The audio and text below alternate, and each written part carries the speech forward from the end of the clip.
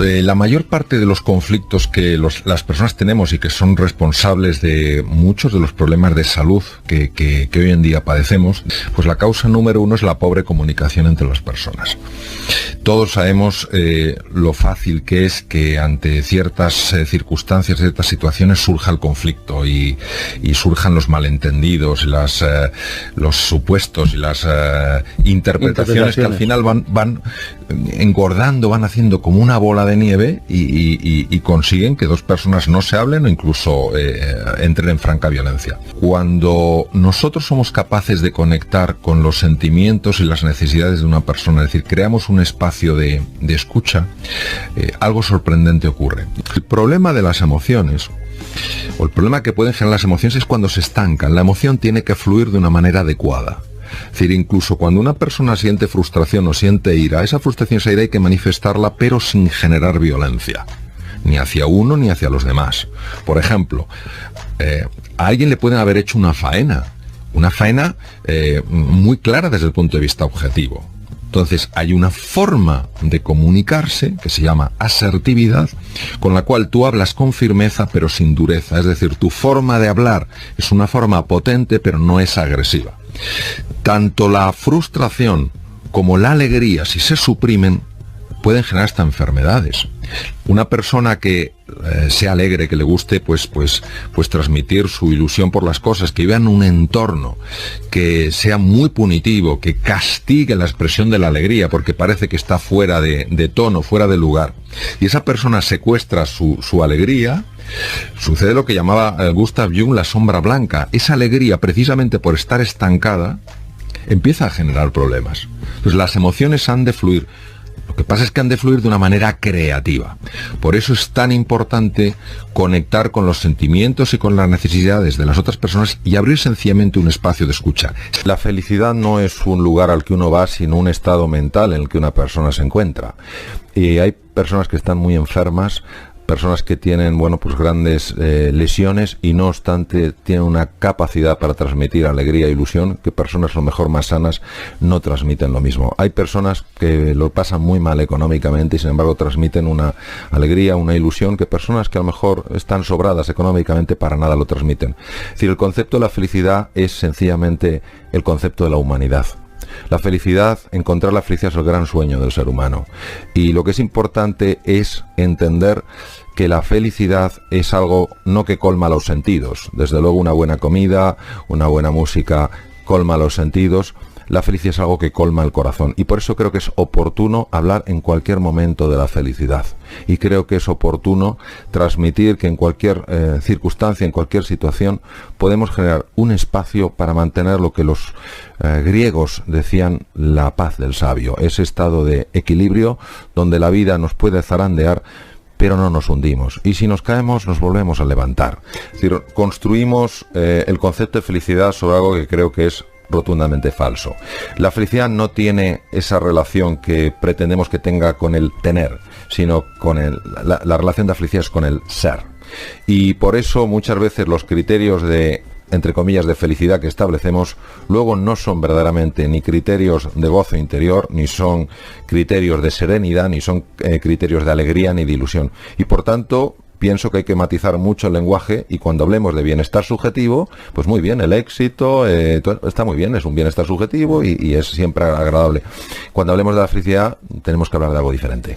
Yo creo que la tristeza es parte de nuestra vida y si, yo que sé, un ser querido sufre o le pasa cualquier cosa, es absolutamente humano sentir tristeza. Lo que creo que es un profundo error es vivir en la tristeza. Una cosa es una emoción y otra es un estado de ánimo. Las emociones las tenemos, en los estados de ánimo vivimos. Vivir en la tristeza es muy negativo para la persona, es muy negativo para la salud y por eso pienso que hay que salir de aquí. Cuando una persona lo está pasando mal, lo que hay que ser es muy cuidadoso en cómo se hacen propuestas o se hacen sugerencias. No se puede banalizar, o sea, el sufrimiento humano no se puede banalizar y darle una palmadita a alguien que lo está pasando mal y decirle, venga, esto se soluciona pensando positivamente, porque lo lógico es que se enfade y te mande a paseo. Ahora bien, si uno comprende que hay que empatizar, es decir, hay que entender cómo está viendo el mundo una persona que ha perdido su trabajo, que está enferma, de tal manera que esa persona se siente escuchada. Entonces, el momento en que se siente escuchada, no se siente ofendida por ningún tipo de comentario que puede sonar banal. Una vez que la persona se siente comprendida, es decir, te has alineado con su forma de ver las cosas, lo que puedes es proponerle una alternativa que le ayude a tomar pasos distintos a los que está tomando. Aquí es donde yo creo que entra el elemento que tú has comentado, el mal tiempo con la cara. Es la actitud. ¿Qué significa la actitud? La actitud es cómo yo me posiciono frente a una realidad. Si estoy pasando por un mal momento y yo frente a esas circunstancias me posiciono como diciendo, ¿yo qué puedo hacer? Yo no puedo hacer nada, esto es superior a mí. Esa actitud lo que me hace es ir por la vida lleno de frustración, puede tal vez de resentimiento, lleno de desesperanza. Y lo que está claro es que desde el resentimiento, desde la frustración, desde la desesperanza, aunque sean muy lógicos, no se consiguen resultados. Al fin y al cabo, y esto es algo que todos lo podemos experimentar, de alguna manera somos como imanes. La persona que muestra ilusión, la persona que muestra confianza, a pesar de la dificultad, a pesar de la adversidad, tiene un poder de atracción verdaderamente notable. Hay personas que sencillamente lo están pasando mal y lo último que tenemos que hacer es dejarlas, entre comillas, a su suerte.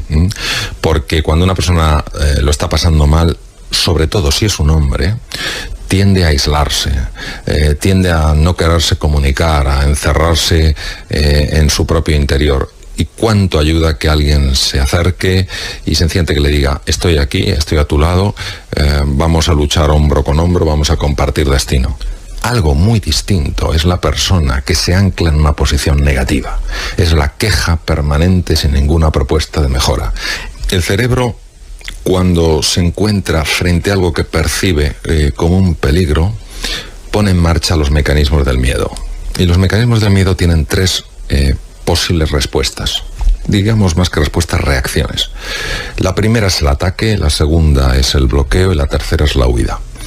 El ataque en un medio civilizado, en un medio cultural, es la agresividad verbal, es la irascibilidad, es ese comportamiento que lamentablemente a veces llega a ser violento.